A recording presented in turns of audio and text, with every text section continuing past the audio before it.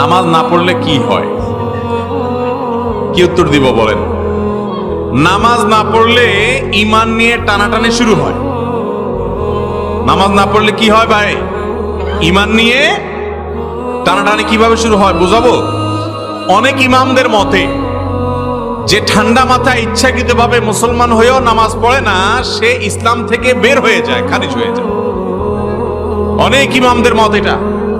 ইমাম আযম আবু হানিফা রাহিমাহুল্লাহ সহ অন্য অনেক ইমামের মত হলো, যদি সে নামাজ না পড়ে কিন্তু তার মধ্যে অপরাধ বোধ আছে, সে নামাজ না পড়ার কারণে লজ্জা শরম ভিতরে ভিতরে আছে, পড়া উচিত সেটা মনে করে, তাহলে সে কাফের হবে না। তাহলে নামাজ না পড়লে ইমামদের ইখতিলাফ আছে যে ঈমান আছে না নাই, ঈমান নিয়ে টানাটানি শুরু হয়ে গেল না?